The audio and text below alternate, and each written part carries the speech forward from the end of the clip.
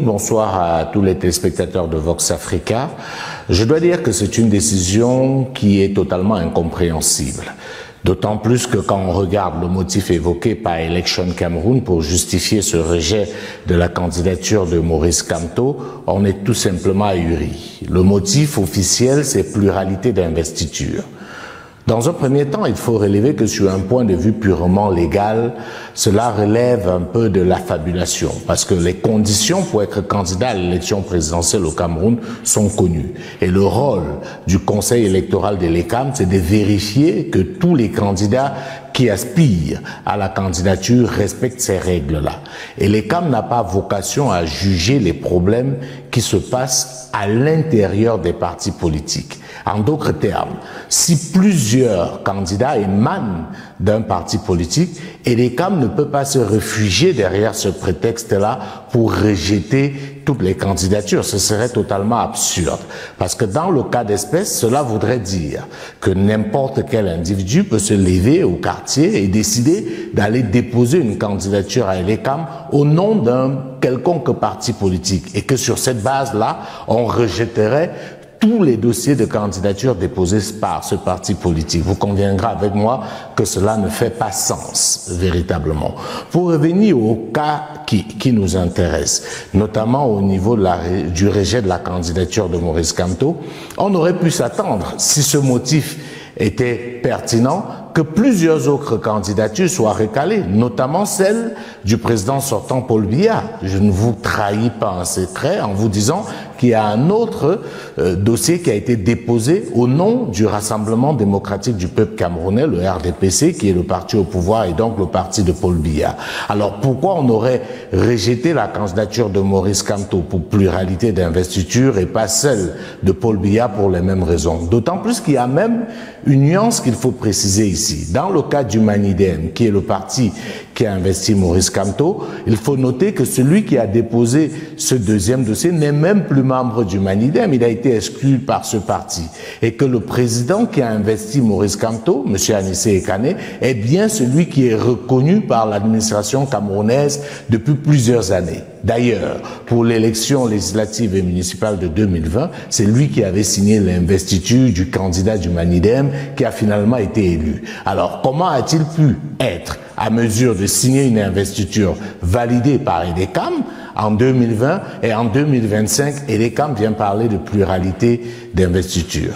Il faut noter aussi que l'ECAM travaille avec des partis politiques et à chaque fois qu'il a fallu faire appel au Manidem, l'ECAM a fait appel à Anissé Ekane. Donc je pense que tout cela nous démontre qu'il y a de la mauvaise foi, il y a de la manipulation, il y a de l'instrumentalisation, avec pour seul objectif d'éliminer l'opposant le plus redoutable face au système en place. Et si on reste sur cette logique, la candidature du RDPC aurait dû être rejetée si cet argument était juridiquement défendable. Parce que M. Léon Taylor Onana, lui, contrairement à M. Yebga, est militant du RDPC et élu de ce parti.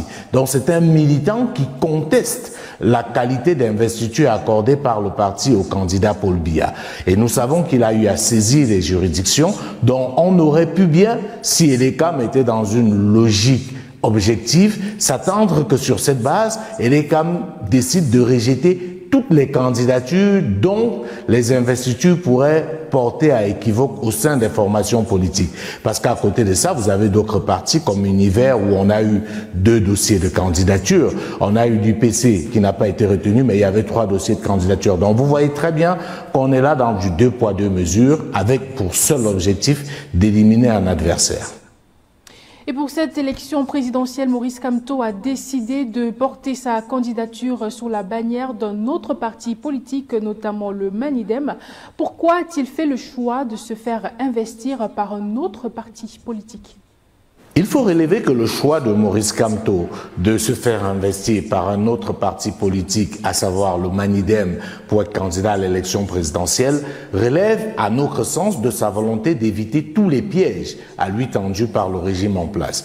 Les faits démontrent que depuis plusieurs années, tout est mis en œuvre pour l'empêcher d'être candidat à cette élection présidentielle de 2025.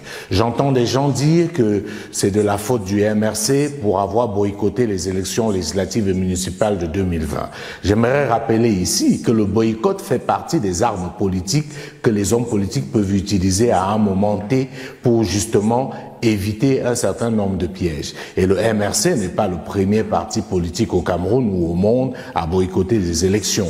L'UPC a eu à boycotter les élections dans ce pays. On se rappelle très bien qu'en 1992, le SDF de Ni John Frunzi, qui était alors le parti politique le plus populaire de l'opposition, avait boycotté les élections législatives et municipales de 92 avant de participer à la présidentielle de la même année. Donc on ne peut pas aujourd'hui avoir cela comme argument.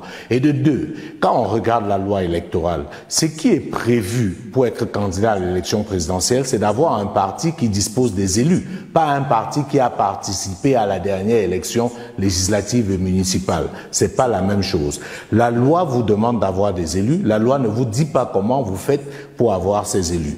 Donc on sait très bien que avec les élus qui ont rejoint le MRC avait largement la possibilité et légalement la possibilité de présenter un candidat.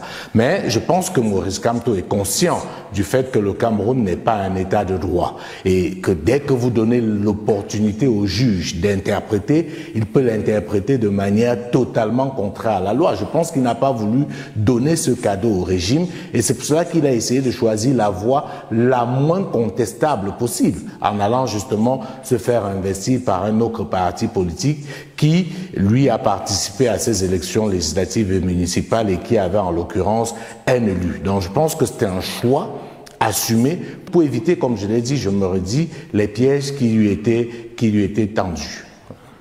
Après le rejet de sa candidature par Elecam, Maurice Kamto a décidé de saisir le Conseil constitutionnel. Que peut-on attendre de cette juridiction que l'on sait presque acquis au pouvoir en place? Il y a une présomption de subjectivité légitime qui pèse sur le Conseil constitutionnel camerounais. Au moins depuis 2018, où on a vu en Mondovision que malgré toutes les preuves de fraude apportées par notamment le candidat du MRC à l'époque, Maurice Kamto, le Conseil n'a eu pour seule phrase ou pour seul mot irrecevable. On a vu encore récemment que quand ce Conseil a été sollicité pour se prononcer sur la question de la publication de la liste nationale électorale, le Conseil, comme par enchantement, s'est déclaré incompétent, ce qui est tout simplement ahurissant et je dirais même amusant si on ne parlait pas des choses sérieuses. Quand le juge électoral se déclare incompétent en matière électorale, on est tout simplement à même de se demander mais vers qui va-t-on se tourner? Mais pour ce cas précis, je pense que on est dans une situation où on peut avoir du 80-20. 80 où le Conseil, qui fonctionne généralement comme une tour de Pise, pourrait recourir à la vieille méthode qu'elle a toujours utilisée et faire du conspiratisme en essayant effectivement de fuir la réalité pour éviter de dire le droit. Mais aussi, il y a un 20% qui fait en sorte qu'on pense que pour une fois, ce Conseil pourrait se montrer à la hauteur de l'événement. Tellement les faits sont là et sont graves et sont têtus. Il est démontré aujourd'hui que celui qui est venu déposer nuitamment sa candidature le jour de la fermeture de l'accueil des candidatures par Elecam est quelqu'un qui a été sorti comme ça dans un chapeau, qui n'est pas militant du Manidem, qui n'a donc pas qualité. C'est pour ça que quand on a même parlé de pluralité d'investiture, j'ai envie de dire, mais qui a vu l'investiture de Dieudonné Yebga? Par qui a-t-il été investi? Est-ce qu'il s'est auto-investi? Est-ce qu'il avait la qualité? Donc je pense qu'il y a tellement d'éléments qui font en sorte que le Conseil constitutionnel va être obligé à un moment donné de dire le droit. Vous avez suivi comme moi toutes les manipulations qui ont émaillé cette seconde candidature, le site du ministère de l'administration territoriale qui a été tripatouillé à un moment donné. Vous avez entendu tout ce qui circule aujourd'hui comme Voice, comme Audio, où le sieur Yebga reconnaît qu'il ne sait même pas exactement qui a payé sa caution de 30 millions et que lui, il est dans une dynamique de vengeance vis-à-vis du président actuel du Manidem.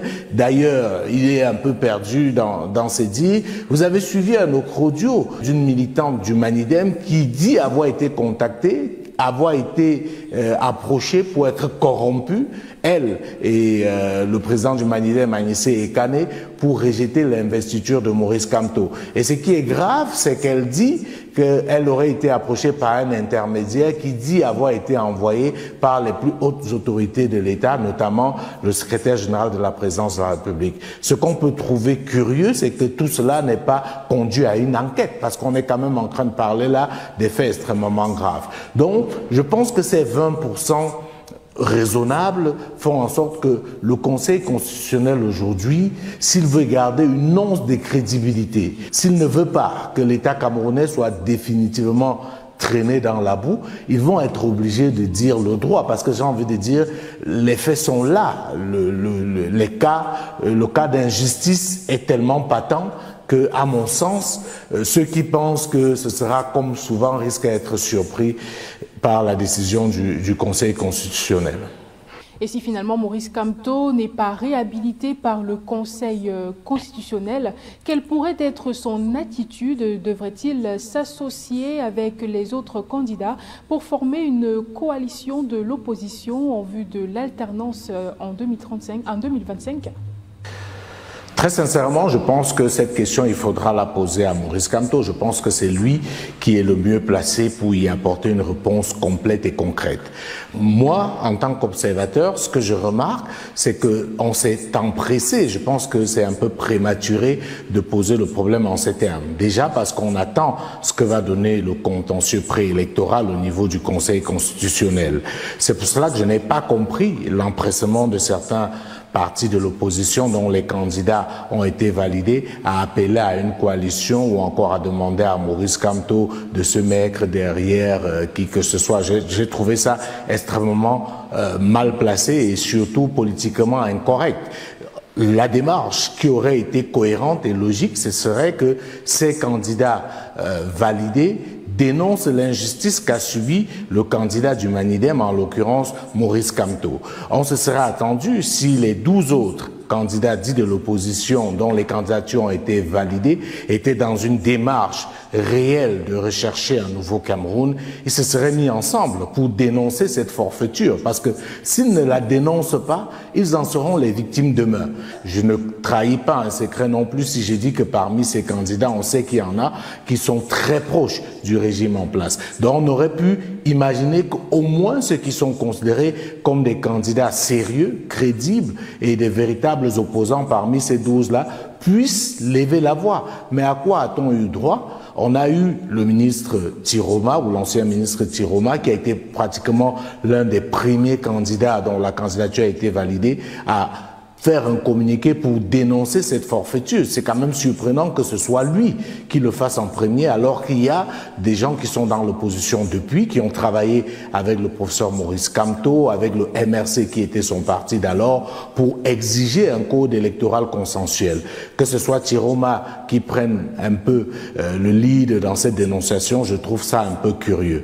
Et il a été suivi par Madame Damdjoya, mais tout ça reste suffisamment timide à mon goût, parce que j'imagine que ceux qui sont parmi ces 12 et qui ont la réputation d'être des opposants s'étaient mis ensemble, je pense qu'on n'aurait pas la même situation. Ce qu'il faut relever aussi, c'est que on a vu Maurice Kamto travailler avec d'autres leaders de l'opposition dont les candidatures sont validées pour exiger un nouveau code électoral, mais je n'ai pas très bien compris à quel moment le MRC s'est retrouvé seul devant le Conseil constitutionnel pour exiger la publication de la liste électorale nationale.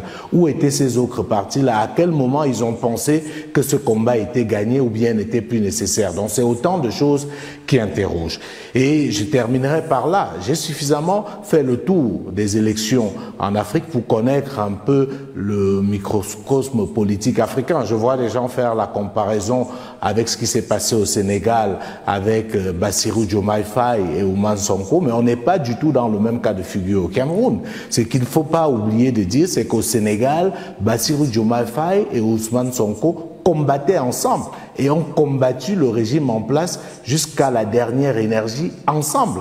Il ne vous a pas échappé que Bassirou Diomaye Faye était en prison avec Sonko, réellement. Donc là, on était dans un cas de figure où justement, on pouvait comprendre que Sonko, étant perçu comme une menace, ayant été écarté de manière injuste par le régime en place, il puisse justement soutenir son acolyte de lutte qu'est Bassirou, qu'est Bassirou Diomaye Faye. Mais au Cameroun, on n'est pas du tout dans cette même configuration. On a plutôt le sentiment que certains opposants, et ils ne l'ont pas véritablement caché, se réjouissaient ou caressaient en secret le rêve que l'un des leurs, en l'occurrence Maurice Kamto, soit écarté. Donc je pense que la politique est quelque chose d'essentiellement dynamique. On ne peut pas aujourd'hui prédire ce qui va se passer demain, mais je tenais quand même à apporter cette précision-là pour qu'on comprenne le contexte dans lequel on est, et on attend bien entendu ce que donnera le contentieux préélectoral au niveau du Conseil constitutionnel. L'on sait ce que les exclusions politiques ont coûté à d'autres pays comme le Sénégal et la Côte d'Ivoire, justement. Lorsque vous regardez la situation